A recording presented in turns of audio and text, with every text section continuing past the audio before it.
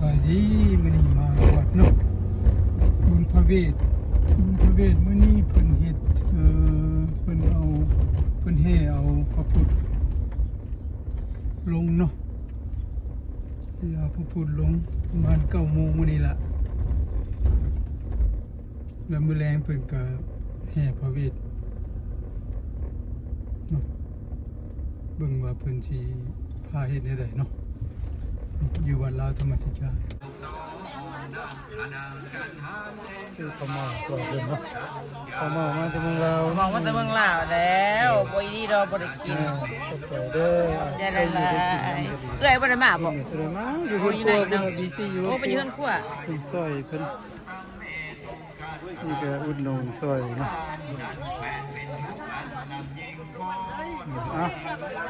มาได้ขายดีๆเด้อ ดีไม่แห้งเลย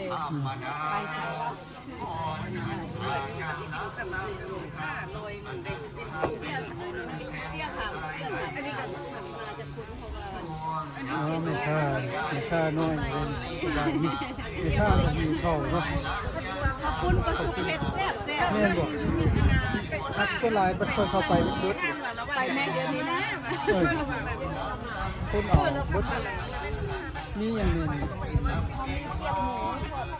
โอ้มีกระหอบคนใด ท่านว่ากระหอบเดียวบ่ฮู้เฮ็ด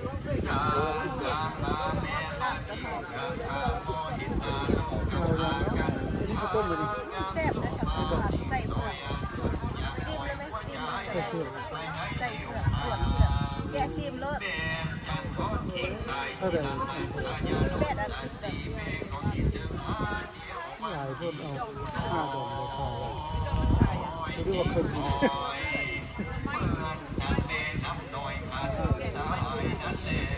ซื้อเมื่อแล้วทับแซ่บทับเสียดาย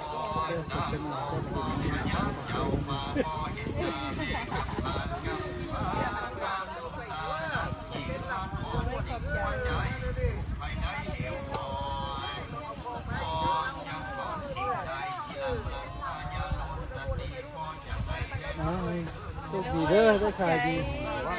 แต่หน่อไม้นั่น เขาจะซื้อไปแกง แม่นบอกเจ้าซื้อป่ะ เมาเด้อบ่ของเขาซื้อ ป้าหน่อไม้บักใหญ่เนาะจะซื้อหน่อเท่าไหร่เนี่ยทงหนึง20 ดง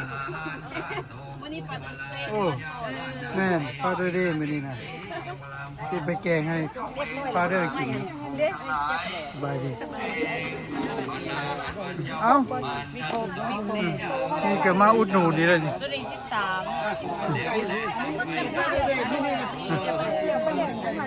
ป้าแดงกันป้า หิวยังแน่กระเดะกระเดีย ที่หมดได้หมดทุกอย่างเด้ออยู่ธรรมสัจจานี่น่ะมีเบิดทุกอย่างเด้อมาเด้อพี่น้องเด้อเฮ็ดบุญ อุดหนุนเนาะอุดหนุนช่วยแม่ค้าแด ได้นี่น่ะมาได้บุญบ้านธรรมสัจจาเด้อพระเบศเด้อมาเด้อ นั่น ประกฏ ไม่ได้ปรากฏว่านี่ เดี๋ยวนี้ย่าง บุญเพิ่นก็มาขายตลอด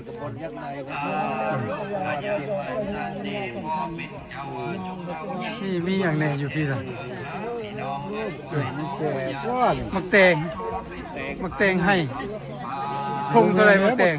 ใจเขาห้อง ทงเท่าไรมักแตง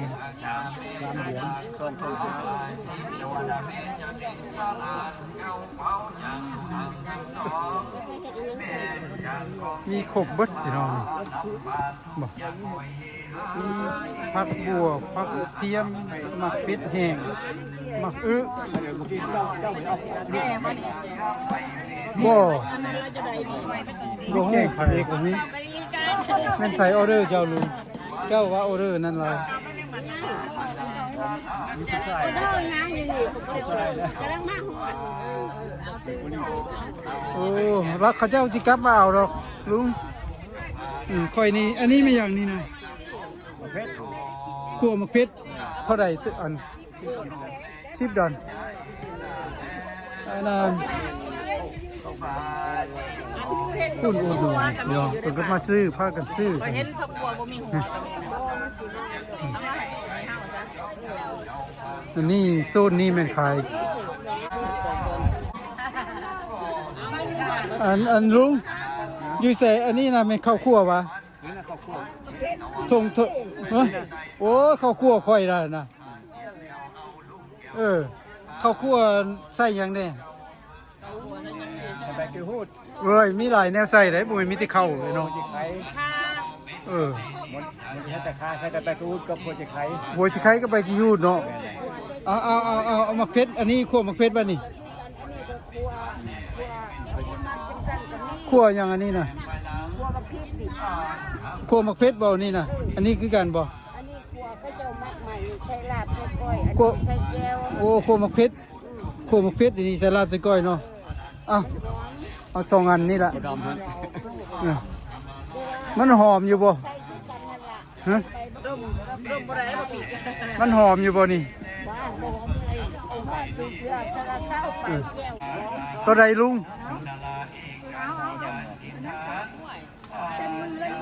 ก็เงินกับเบิดอันนี้ติดหนี้ไว้ได้บ่นี่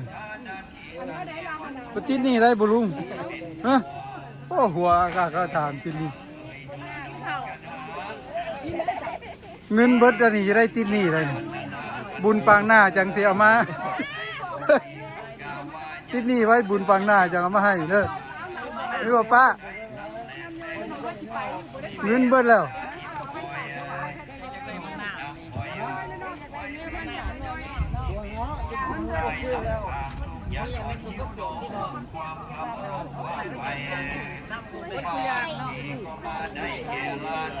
ติดหนี้ไว้เด้อเขาครัวหั่นบุญปังหน้าจังสิเอามาจ่ายให้โอ้หัวอักเราสิบ่ให้ติดดอกเบิ่งทรงปัตนามาจ่าย25 ดอนให้กำไร5 ดอนพวกนี้พ่อกันอยู่ตลอดเนาะ ก็มีจังหวะนี่ จุดเดนเนี่ยมัน 20 ดอนเนาะลุงเนาะ อันนี้ของเจ้าวะนี่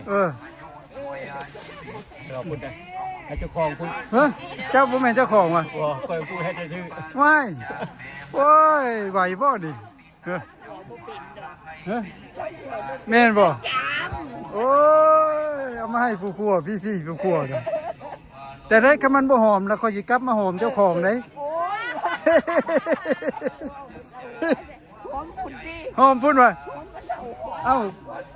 ผู้นั้นบ่แม่นผู้ครัวเด้ก็หอมผู้ครัวพี่เลยเว้ย กันแล้วจ้า แน่ สวนกันได้ยินคันเล่าครัวนี่ ผัดขายผัดผู้ครัวผัดยังเอาเงินปัดสิมาหอมปัดสิให้หอมผู้ โอ้ยพอมันนั่น เว้าหยอกเว้าม่วน หอมอีหลี โดย ใส่สองอย่างดิ โดย ใบจีหูดสด โดย ไปใส่หั่นน่ะบัดสิปรุงเฮาเราไปใส่มันหอมเอากี่กันน่ะมันออกกี่กระดูกมันน่ะนะ โดย ใบกลางมันน่ะนะ โดย มันก็หอมบัดนี้ โดย ยังว่าก้อยขัวย่านใดสละเศร้าหาแก้ว โดยโอ้ดี จังว่าคือเจ้า โดยขอบใจอ่ะเพิ่นอุดหนุนเพิ่นเน้องแม่ค้าเพิ่นก็ได้ขายดีมื้อนี้คนหุ่มพึกวงหนึงอะได้หลายร้อย ขอบใจแล้ว เลยลูก ชอบอุดหนุนแม่ค้านั่นขายสินขายผ้าขายเสื้อกระสอบเนาะเป็นมาขายเครื่องเนาะขายชุดผู้ซื้อช้อปปิ้งซื้อกับมาช้อปปิ้งอยู่แถวนี้ก็ได้พี่น้อง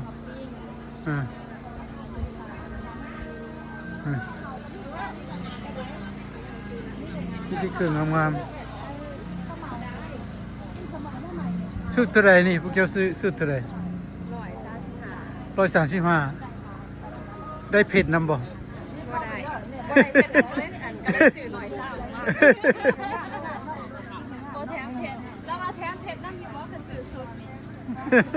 เอาแม่สิแถมให้น่ะสิแถมเผ็ดซื้อฝากพี่เนาะฝากพี่เดี๋ยว ขายเลาะวันนี้เป็นไงมั้งขายเอาไม่ค่าขายเถอะโอ้ป่าไวแบต ไว้แบบ เท่าไหร่นั่นนะสาว 10 ดอนอันมันบ่มีคูลเลอร์จะขายออกแค่นั้นเราเอาไปปิ้งเอาไปก้อยเอาไปเฮ็ดลาบได้เบิดนี่นะคิดก่อนเฮ้ยอันเสียดายยัมันเน่า โอ้ยมันบ่มีไอมันเน่าแล้ว คันนี้มีน้ำก้อนตั้งให้บ้านก็ตลาดถ้าปากๆมาใหม่ โอ้ อันพอร้านต้องกิน ด็ดซื้อสวยดู ใช้เนื้อหมู ท่านได้พักนี่จะขาหมูขาไก่เป็นมือขาปลาเจ็ดปี อ๋อไม่ค่ามันถ่ายไม่ค่าน้อย ไม่ค่าน้อยขายเจล ไม่ค่ะไข่เจียว ไม่ค่าขายเจลเพราะไงอยากได้เจลอย่างนี้ซื้อให้ฮะ มีเจียวบองเจียวปลาเด็ด อู้มีแต่ มีเพีย โอ้เจลเพียเพีย โมเมนเจียวพอเพียเจียวซื้อ มีหนังมีเอ็น ผมมีเจลมาแคนเนี่ยบอก บอบ่มีแต่แก้วอันนี้แก้วสีแห้ง เออ ใส่มะแขนแม่นล่ะ อืม สีแห้งใส่มะแขน โอ้หมักทั่วกับมัดเท่าไรหมักทั่วหัน มันบักเตือนมันส้ม อันนี้แม่ค่าใหญ่อยู่นี่นะ แล้วอีพ่อ แม่ มันอยากให้ส้มมาแล้ว พอค่าใหญ่เลยนี่พอค่าเมื่อนพอค่าน้อย ทั้งชมปานนั้นเจ้าก็เบิ่งสีมันหั่น มันส้มแล้วมันยืนได้ มันบ่ได้ชมคันมันชมแล้วมันอยากให้เฮยมันหดมากกันนี่นะ มัดผ้า5 ดอนเน้องหมักทั่วเนาะ 2 มาทา 2 มัด บักทั่วอันนั้นเกิน 5หมักทั่วปลูกเองวันน่ะสา พวกเองนะอยู่ส่วน ว้าวส่วนลูกชายโอ้แบบสวนเจ้านะปลูกจะคูหนึงนี่ก็ขายว่ามันนะเย้ ปลูกว่างัวนี่น่ะ อ่ะไป กันได้